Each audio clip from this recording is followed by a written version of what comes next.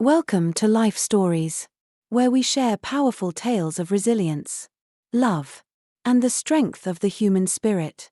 In today's story, we witness an extraordinary moment of courage as a father stands against injustice to defend his young son. What begins as an ordinary day in a bustling city turns into a powerful lesson about unity, accountability, and the importance of standing up for what's right. Stay with us as we delve into a story that will move your heart and inspire you to make a difference. Subscribe to Life Stories to begin today's journey. The sun hung low over Chicago's skyline, casting a warm, golden hue over the city streets. The usual hustle and bustle of the evening rush was in full swing. Cars honked impatiently, and the chatter of children playing blended with the distant wail of a street musician's saxophone. It was the kind of chaotic harmony that made the city feel alive, a backdrop for countless stories unfolding simultaneously. But on this particular evening, one story would pierce through the ordinary rhythm, leaving an indelible mark on everyone who bore witness. I was walking home, weaving through the throng of people on the sidewalk. As always, I marveled at the diversity of life that Chicago offered: businesspeople rushing to catch the next train, teenagers laughing as they shared ice cream, street vendors hollering to draw attention to their goods. The city was alive, and so was I, lost in its comforting chaos. Then, it happened. A voice, sharp and commanding, sliced through the air. "Hey, you! Stop right there." The tone was so fierce it felt like a physical blow. The crowd froze, heads swiveling to locate the source.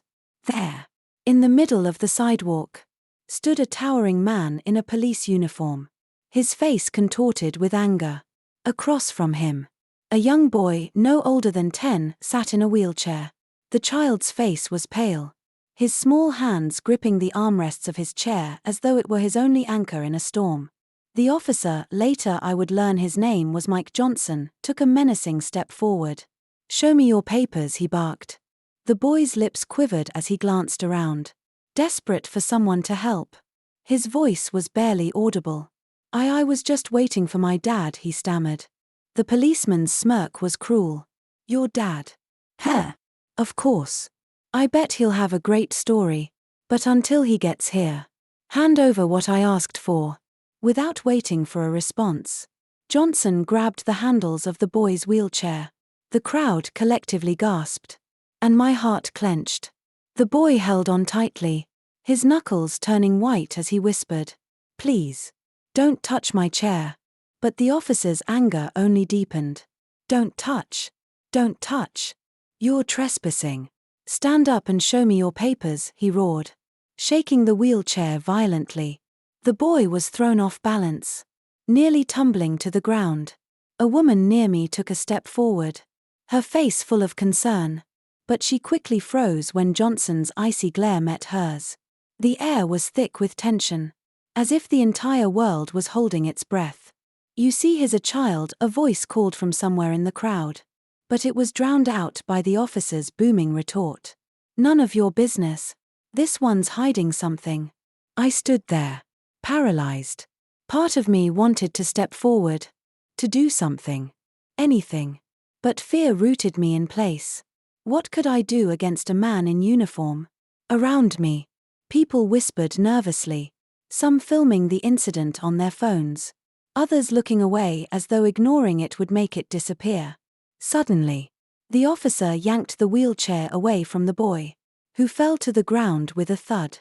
The child's thin arms buckled as he tried to push himself up, his palms scraping against the rough pavement. Tears welled up in his eyes. But he didn't cry. He simply lay there, trembling. The silence that followed was suffocating. No one moved. No one spoke. It was as if the world had been put on pause, and all that existed was the boy, the officer, and the unbearable weight of injustice. And then, a voice rang out, a voice that carried a quiet, unshakable power. "Take your hands off my son." The crowd parted like water, revealing a man striding forward. He was tall, dressed impeccably in a dark suit, his expression calm yet commanding. It was clear from his deliberate movements and piercing gaze that this was not a man to be underestimated. The officer turned, his smirk faltering for the briefest moment before he regained his composure. "Oh, so this is your dad," he sneered. "Well, that explains the attitude. You people think you can do whatever you want." The man, John Smith, didn't flinch. He knelt beside his son, gently placing a reassuring hand on the boy's shoulder. "It's okay, Alex," he said softly. "I'm here now." The boy looked up at his father, his tear-streaked face filled with relief. The crowd, emboldened by John's presence, seemed to lean forward as though anticipating a shift in the balance of power. "Do you have any idea what you've just done?" John said, his voice low but firm. There was no anger in his tone, only a chilling calmness that made the officer hesitate. Johnson scoffed, though his bravado seemed forced. "I don't care who you are," he spat. "You people think you're above the law. But not today." The words hung in the air, heavy with disdain. The crowd murmured uneasily, their disapproval growing louder. And yet, John remained composed. He stood, his full height dwarfing the officer, and spoke again, each word measured and deliberate. "This isn't about the law," he said. "It's about humanity. And you just crossed a line you can't uncross." At that moment, it was clear to everyone present that this was no ordinary father. This was a man who would stop at nothing to protect his son and seek justice. The tide was beginning to turn. The crowd seemed to hold its collective breath as John Smith stood tall, his presence commanding in a way that no uniform could rival. His son, Alex, still trembling on the pavement, clung to his father's steady presence as though it were the only solid thing in a crumbling world. Officer Mike Johnson, however, was not ready to back down. He crossed his arms over his chest and glared at John, trying to reassert his authority. "You think you can lecture me about humanity?" he sneered, though there was an edge of uncertainty in his tone. "Let me remind you, I'm the one upholding the law here." John didn't respond immediately. Instead, he bent down and helped Alex back into his wheelchair with a gentleness that seemed to reverberate through the crowd. His movements were deliberate, his focus entirely on his son. "Are you hurt, Alex?" he asked, his voice soft but steady. Alex shook his head, though his scraped palms and tear-streaked cheeks told a different story. "I'm okay, Dad," he whispered, his voice shaky. "You're not okay," John said, brushing a stray lock of hair from Alex's forehead. "And that's why this isn't over." Straightening up, John turned to face Johnson once more. His calm demeanor was gone, replaced by a fiery determination that made the officer take an involuntary step back. "You call this upholding the law?" John asked, his voice rising just enough to carry over the murmurs of the crowd. "Humiliating a child? Leaving him on the ground like he's less than human? If this is your idea of justice, then you don't belong in that uniform." The crowd erupted in a mixture of murmurs and gasps. A young woman with a smartphone held high shouted, "We're all seeing what you did, officer. Everyone's watching." Johnson's face flushed, a mix of anger and unease. "You people think you can gang up on me? You have no idea who you're dealing with," he barked, his voice cracking slightly. John took a step closer, his piercing gaze unwavering. "Oh, I know exactly who I'm dealing with," he said. "A man so drunk on his authority that he's forgotten what it means to serve and protect. But don't worry, officer. I'll make sure you remember." It was as though a dam had burst. The crowd, emboldened by John's unwavering stance, began to speak out more loudly. "His right," someone yelled. "This isn't justice," another voice added. "You can't treat people like this and get away with it." The phones in the crowd were now capturing every moment, ensuring there would be no way to bury the incident. Johnson's composure began to falter. His eyes darted around, landing briefly on the faces of those filming him before returning to John. "You think you can intimidate me?" he spat, though his voice lacked its earlier conviction. "I have the authority here, not you." And that's where you're wrong. John replied sharply. Authority doesn't come from a badge. It comes from integrity, from doing what's right. And today, you've shown everyone here exactly who you are. The weight of John's words hung in the air, silencing even the most skeptical bystanders. The tension was palpable, a mix of outrage and anticipation as the crowd waited to see what would happen next. Johnson, realizing he was losing control of the situation, tried to redirect the focus. "You're just trying to make a scene," he accused, his voice rising. "All of you. You're all just looking for something to complain about." But the crowd wasn't buying it. A middle-aged man in a business suit stepped forward. "This isn't about complaining," he said firmly. "This is about accountability. And you, officer, are out of line." More voices joined in, some shouting their anger, others voicing quiet words of encouragement to John and Alex. It was clear that the tide had turned, and Johnson was no longer the one in control. John, sensing the shift, pressed forward. "Mike Johnson," he said, his voice like a blade, sharp and precise. "You've forgotten who you work for. You don't work for yourself. And you don't work for your ego. You work for the people. And today, the people are holding you accountable." Johnson opened his mouth to respond, but no words came out. The crowd was closing in, not physically, but with the weight of their collective judgment. For the first time, the officer seemed small, his authority crumbling under the pressure of public scrutiny. John turned to the crowd, his voice rising above the noise. "If we stand together, no one like this will ever get away with abusing their power again. This is not just about my son. It's about every person who has been silenced, every child who has been mistreated, every injustice that has gone unchecked." The crowd roared in agreement, their voices a wave of support that seemed to wash over Alex, who sat quietly in his chair, his eyes wide with a mix of awe and relief. And then, for the first time that evening, I felt hope. This wasn't just a confrontation. It was a reckoning. The atmosphere was electric, charged with the kind of energy that could spark a movement. The crowd, now numbering in the dozens, had transformed from passive bystanders into an active force. They weren't just watching anymore, they were part of the story.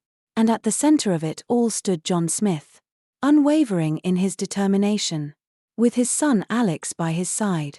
Officer Mike Johnson, however, was still grasping at straws to regain control. His face was a mask of barely contained fury, but it was clear he felt the ground shifting beneath him.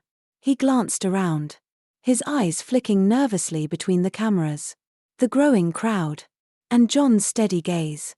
The authority he had wielded so carelessly was slipping away, and everyone, including him, could see it.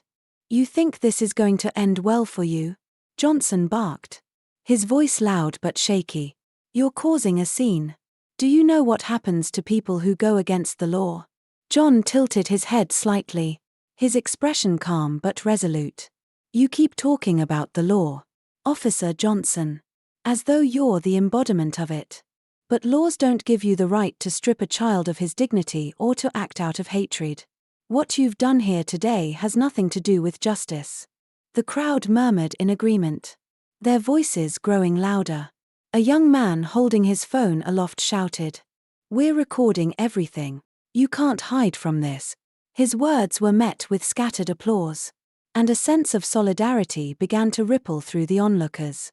Johnson sneered, but the bravado in his expression was crumbling. "Oh, you're all recording? Great. Post your little videos. Let's see how far it gets you."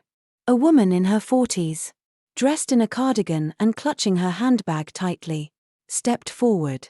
Her voice was firm, laced with both anger and sadness. "This is already farther than you think. You've humiliated a child in broad daylight.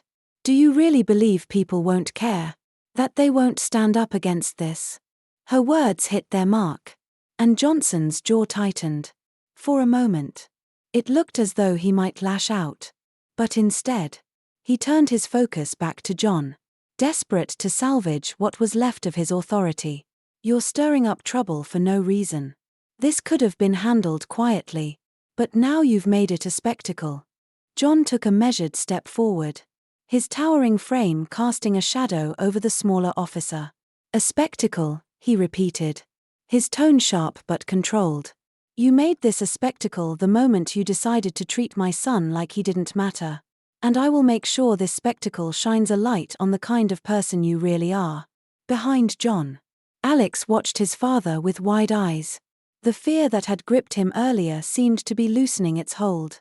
He sat up a little straighter in his wheelchair, his hands no longer trembling. It was as though his father's strength was flowing into him, replacing his fear with something unfamiliar but empowering: hope. The crowd pressed closer, their collective energy making it clear they were no longer afraid.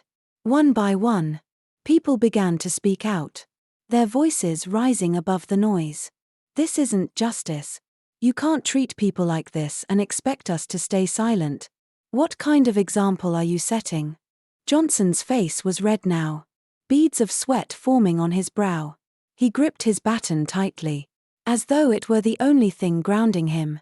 But the more the crowd pushed back, the smaller he seemed. And then John spoke again, his voice cutting through the commotion like a knife. "This is over. Officer Johnson. You've already lost. Every word, every action of yours has been captured. The world will see you for what you are. For the first time."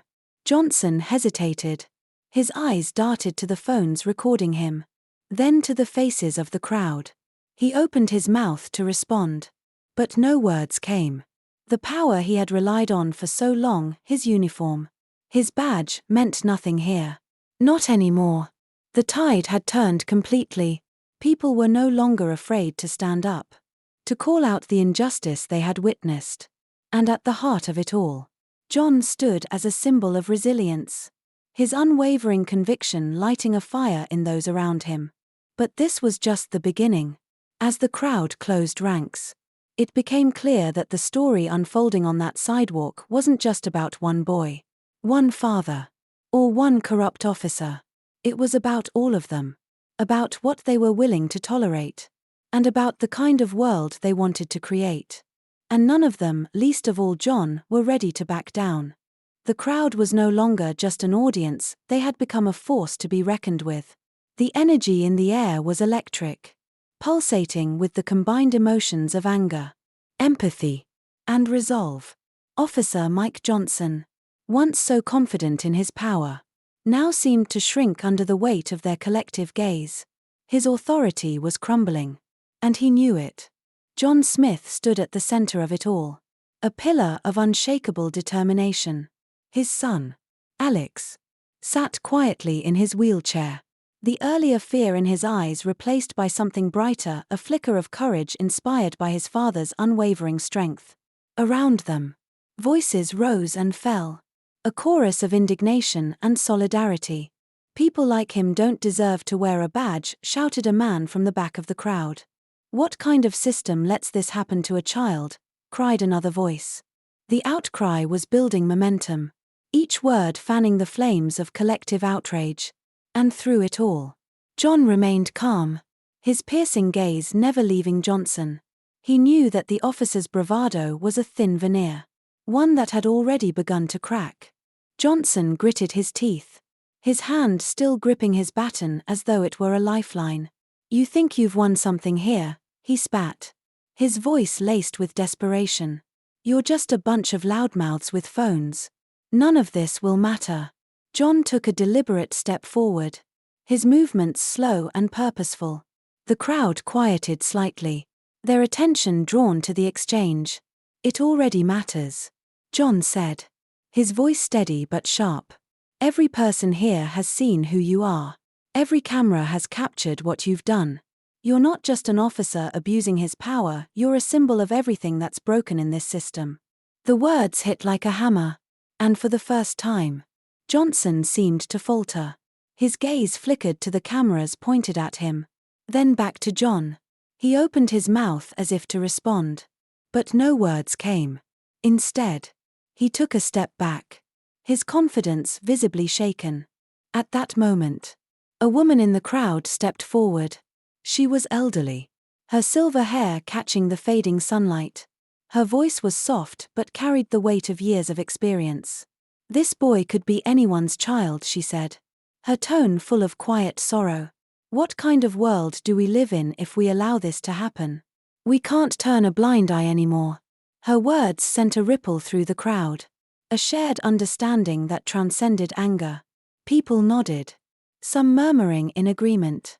The tension shifted, deepening into something more profound, a collective realization that this moment was bigger than any one of them. Even Alex seemed to sense the shift. He glanced around at the faces of strangers who now felt like allies, his small hands resting more confidently on the armrests of his wheelchair. For the first time since the confrontation began, he spoke. His voice was quiet but steady. "Thank you," he said, his words directed at the crowd. "Thank you for standing up for me." The simplicity of his gratitude struck a chord. A few people clapped, and then more joined in, the sound swelling until it became a wave of applause. It wasn't just for Alex, it was for the courage of standing together, for the shared humanity that bound them all. John placed a reassuring hand on Alex's shoulder, his expression softening. "You see, son," he said quietly, "there are more good people than bad. And when good people stand together, they can make a difference." The crowd roared in agreement, their cheers echoing down the street. But John wasn't finished. He turned back to Johnson, his gaze hardening once more. "This is your moment of truth. Officer," he said, "you can choose to walk away now, or you can double down on your mistakes. Either way, the consequences will follow you." Johnson's face was pale now, beads of sweat forming on his forehead. He looked around, as if searching for an escape. But there was none. The crowd was a wall of accountability, and John's words were the nails sealing his fate. Finally, Johnson lowered his baton, his shoulders sagging. "You think you've made a difference today," he muttered, his voice barely audible over the noise. "You think this changes anything?" John stepped closer, his voice firm but calm. "It changes everything," he said. "Because today, we proved that no one is above accountability. Not even you." The crowd erupted into cheers, their voices a chorus of triumph and unity. For a moment, it felt as though the city itself had joined in, its heartbeat syncing with the power of the people. And in the middle of it all, Alex smiled, a small, quiet smile, but one filled with hope. This was far from the end.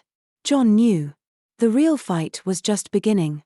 But for now, in this moment, they had won. And that was enough. As the cheers subsided, the crowd began to shift. People moved closer to John and Alex, their faces a mixture of relief, admiration, and newfound determination. Conversations rippled through the onlookers, some recounting what they had witnessed, others discussing the importance of standing up against injustice. It was as though a spark had been lit, one that could not easily be extinguished. In the midst of the commotion, John remained steadfast, his hand resting protectively on Alex's shoulder. He turned to his son, crouching so they were at eye level. "Are you okay, buddy?" he asked softly, his voice filled with concern. Alex nodded, though the lingering tremble in his hands betrayed his lingering fear. "I'm okay, Dad." "Really?" he said, trying to sound braver than he felt. John's gaze softened, and he placed a reassuring hand on Alex's cheek. "You were so brave today," he said. "I'm so proud of you." Before Alex could respond, a voice from the crowd interrupted. "Mr. Smith, can we speak with you?" It was a journalist, microphone in hand, followed closely by a cameraman. The pair pushed through the throng of people, their expressions a blend of curiosity and urgency. John straightened, his expression cautious but composed. "Of course," he said, nodding. He knew this moment wasn't just about him or his son anymore, it was about making sure the story didn't end here. The reporter wasted no time. You've shown incredible courage standing up to Officer Johnson today. What message do you hope this sends to others who might face similar situations? John's face grew serious. His voice steady as he replied. This isn't just about one officer or one incident. It's about a system that allows abuse of power to go unchecked. Today, we stood together as a community and said, enough.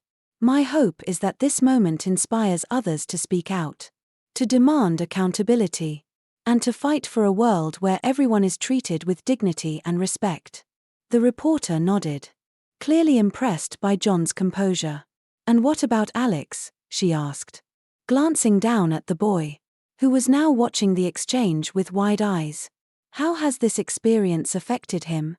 John's gaze softened as he looked at his son. Alex is stronger than he knows, he said. Today was hard. But I believe it's shown him and all of us that even in the face of fear, we can find courage. And when we stand together, we're unstoppable. The cameraman shifted to capture Alex's face, and the boy gave a small, shy wave. The crowd chuckled softly, the tension easing for a moment. It was a reminder of what they were fighting for, a child's right to feel safe, valued, and protected.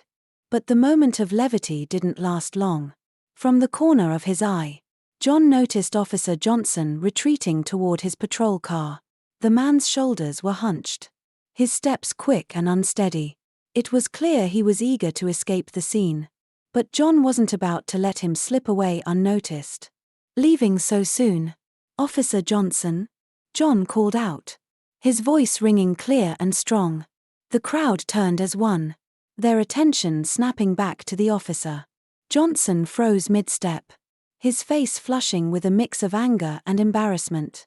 Slowly, he turned to face John, though his usual bravado was nowhere to be found.